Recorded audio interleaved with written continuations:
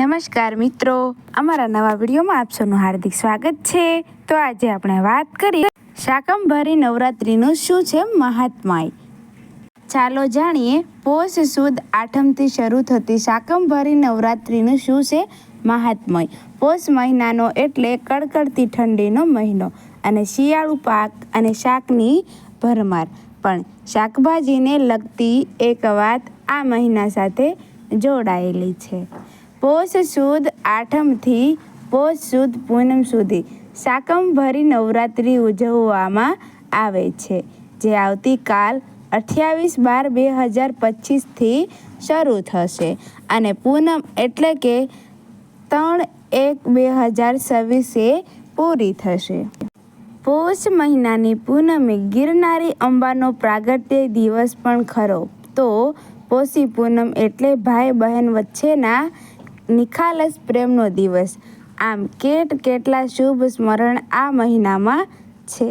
શાકંભરી સ્વરૂપ એટલે મા ભવાનીનું સમગ્ર પૃથ્વીના જીવ સમુદાયના અસ્તિત્વ માટેનું કલ્યાણકારી સ્વરૂપ। આમ મા ભવાની આદ્ય શક્તિ સકારાત્મક શક્તિ સ્વરૂપે બિરાજમાન થાય અને આપણી બધી સમસ્યાઓનો અંત આવે, એવી એક અભ્યર્થના સાથે એને વંદન કરીએ। ઘણાને ખબર પણ નહીં હોય કે આ શાકંભરી નવરાત્રિ શું કામ ઉજવવામાં આવે છે। મુખ્યત્વે આપણે ત્યાં મહાચૈત્ર, અષાઢ અને આસો એમ 4 નવરાત્રિ ઉજવવામાં આવે છે, પરંતુ પુરાણોમાં ચંડી પાઠમાં શાકંભરી નવરાત્રિનો ઉલ્લેખ જોવા મળે છે। શાકંભરી નવરાત્રિ એટલે મા જગદંબાના શતાક્ષી સ્વરૂપની કથા। લગભગ 100 વર્ષ સુધી પૃથ્વી પર વરસાદ પડ્યો નહીં, ત્યારે ઋષિમુનિઓએ મા દુર્ગાની આરાધના કરી અને દેવોના તેજપુંજમાંથી 100 નેત્રવાળી શતાક્ષી દેવી પ્રગટ થઈ, જેણે પોતાની બધી આંખોમાંથી અશ્રુધારા વહાવી અને પૃથ્વી પર વરસાદ કર્યો। ત્યારબાદ તે પોતાની ભુજાઓમાં શાકભાજી લઈ અને પ્રગટ થયા અને સમગ્ર જીવસૃષ્ટિનું ભરણ પોષણ કર્યું। ત્યારથી આપણે મા શાકંભરી નવરાત્રિ ઉજવીએ છીએ અને ત્યારથી શાકભાજીથી માના શણગારનો મહિમા પણ છે। આમ તો બાકીની અન્ય નવરાત્રિમાં માતાજીની આરાધના એકમથી નોમ સુધી થાય છે, જ્યારે શાકંભરી નવરાત્રિમાં પોષ સુદ આઠમથી પૂનમ સુધીની તેની ઉપાસનાનો સમય માનવામાં આવે છે। દેવી ભાગવતમાં કંઈક જુદી કથા છે। એમાં હિરણ્યકશ્યપના કુળમાં દુર્ગમ નામના રાક્ષસે વેદોની ચોરી કરી લીધી અને તેને પરિણામે દેવો વેદ જ્ઞાનથી વંચિત થઈ ગયા અને પૃથ્વી પર સચ્ચાઈના કર્મ ખત્મ લાગ્યા, એટલે ભયંકર દુષ્કાળ પડ્યો। સમગ્ર સૃષ્ટિમાં હાહાકાર મચી ગયો। ત્યારે દેવ અને ઋષિઓએ મા દુર્ગાની આરાધના કરી અને તેમણે અસંખ્ય દેવીઓ રૂપે અનંત સ્વરૂપ ધારણ કર્યું અને શતાક્ષી કહેવાયા। તો આ થઈ મા શતાક્ષી કે શાકંભરીની પૌરાણિક કથા। હિન્દુ સનાતન સંસ્કૃતિમાં દુર્ગા એટલે કે શક્તિ સ્વરૂપની ખૂબ જ મહત્તા દર્શાવવામાં આવી છે અને સમગ્ર સૃષ્ટિનો પરિવાર માતા વિશ્વંભરી દ્વારા થાય છે। એવી વાત પણ આવી છે, જગત પિતા પણ અંતે મા ભવાનીની સ્તુતિ કરીને પોતાના કાર્યને આસાન બનાવે છે અને એટલે જ આપણે ત્યાં 4 સ્પષ્ટ રૂપે નવરાત્રિ મનાવવાની પ્રથા પણ છે, જેમાં જેટલું બને તેટલું મા જગત જનની જગદંબાનું અનુસંધાન કરવાનું હોય છે, કારણ કે જીવન જીવવા માટે ક્રિયા કરવી જરૂરી છે અને ક્રિયા માટે શક્તિ જરૂરી છે। શક્તિ વગર કોઈ પણ ક્રિયા શક્ય નથી, એ મૂળ સત્યને સ્વીકારી અને આપણે શક્તિની આરાધના કરીએ છીએ। કોઈ પણ નવરાત્રિમાં ભક્તિની દેહની વ્યાધિ ઠારવામાં આવે છે। આજે ઋતુ ગમે તે હોય, પણ લગભગ બધાની જિંદગી તો તપતી જ હોય છે। ભારતમાં કુલ 51 શક્તિપીઠો છે અને તે દરેકમાં માતાજીનું અનન્ય સ્વરૂપ બિરાજમાન છે અને દરેકનો ઇતિહાસ અને સ્થાનકનું મહત્ત્વ પણ અલગ અલગ છે અને લોકો શ્રદ્ધાથી એના દર્શન, અનુષ્ઠાન કે ઉપાસના આરાધના કરતા જોવા મળે છે. પણ મૂળ સ્વરૂપે જે શક્તિ સ્વયં એનું કાર્ય આસાન કરે છે તેને એ નજર અંદાજ કરે છે. પણ શ્રદ્ધા રાખીએ કે બધું સમૂસૂત્રું થઈ જાય. શક્તિને શ્રદ્ધા સ્વરૂપે અંતર મનમાં સ્થિર કરીએ તો અનન્ય ફળ આપનારી સાબિત થાય છે. શ્રદ્ધા અને વિશ્વાસને આપણે શંકર પાર્વતી સાથે સરખાવ્યા છે.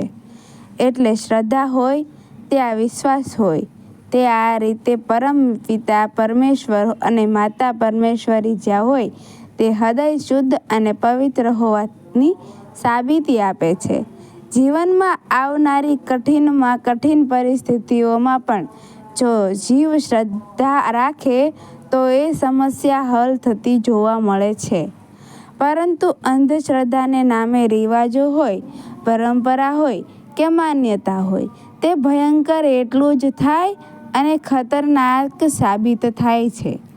21મી સદીમાં ઈશ્વરને મૂર્તિ કે ચિત્ર સ્વરૂપે ન જોતા સામે વાળાના આત્મા તરીકે જોઈએ તો તે વધુ અનુકૂળ અને અનુભૂત રહે છે.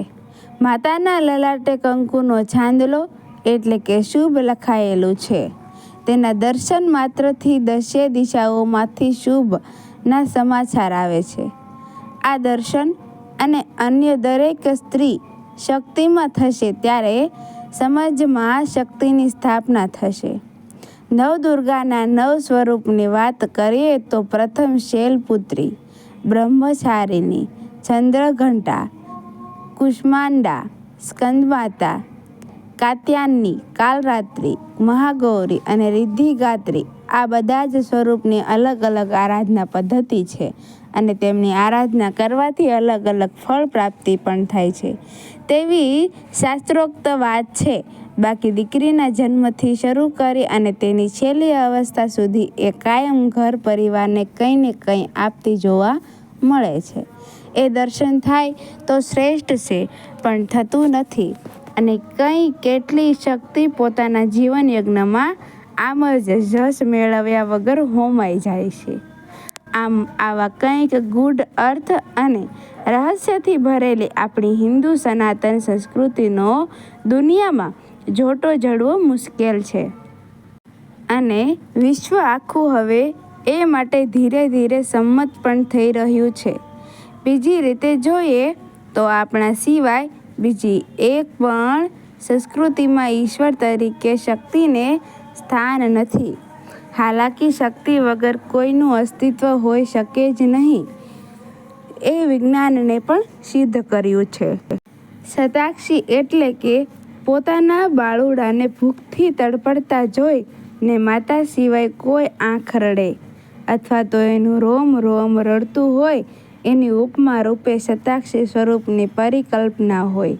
પરંતુ સાંપ્રત સમયની માનસિકતા એ છે કે છબી રૂપે કે મૂર્તિ રૂપે મૂર્તિઓને લાખો રૂપિયાની ભેટ ચડાવે, લાખ મંત્રનું સ્મરણ કરે, યજ્ઞ કરે, એને રીઝવવા બલિ ચડાવે. શતાક્ષી સ્વરૂપે પણ એને પૂજી શકે પરંતુ 1000 હાથે પોતાનો પરિવાર સંભાળનાર જીવંત મૂર્તિ સ્વરૂપે ઘર કે સમાજમાં જે શક્તિ વસે છે એનો અનાદર કરવો, તેનો તિરસ્કાર કરવો, તેની પર અત્યાચાર કરવો એમાંથી હજી સમાજ બહાર આવ્યો નથી અને એને કારણે આપણે વારંવાર કુદરતી આપત્તિનો ભોગ બનીએ છીએ. એ સમય એવો હતો જ્યારે સમગ્ર વિશ્વ માટે માતા શાકંભરી માતાજી પ્રગટ થયા હતા અને અત્યારે આ વિશ્વની માનસિકતાને કારણે લાખો નહીં કરોડો માતા પર થતા અત્યાચારના પરિણામે એમના અશ્રુઓથી દુષ્કાળ પડે છે, વાવાઝોડા થાય છે, સુનામી આવે છે, દરિયામાં તોફાન આવે છે, ભૂકંપ આવે છે, જ્વાળામુખી ફાટે છે, ભૂસ્ખલન થાય છે, પૂર આવે છે અને અધૂરામાં પૂર કોરોના જેવી મહામારી આવી. પણ તોય એને પોતાની ભૂલ સમજાતી નથી. એ આજના આધુનિક સમયની બહુ મોટી ટ્રેજડી છે. તો જાગ્યા ત્યારથી સવાર એમ શક્તિની ઉપાસનાનું મૂળ આપણા ઘરમાં વસતી તેમજ સમાજમાં વસતી સ્ત્રી શક્તિ રૂપે કરી આ સમસ્યાનો અંત લાવવો જોઈએ. એવો ગૂઢ અર્થ આ ગુપ્ત નવરાત્રિનો છે અને એ જ આપણી સાચી સંસ્કૃતિ છે. એ જ આપણી ઉજળી પરંપરા છે. એ સત્ય સ્વીકારી એને અનુસરવાથી જ આપણા દુઃખનું નિવારણ મળશે. જય અંબે. મિત્રો, વિડીયો ગમ્યો હોય તો વિડીયોને લાઈક કરજો, શેર કરજો અને અમારા આવા જ નવા વિડીયો જોવા માટે અમારી ચેનલને સબસ્ક્રાઈબ કરી દેજો. Thank you.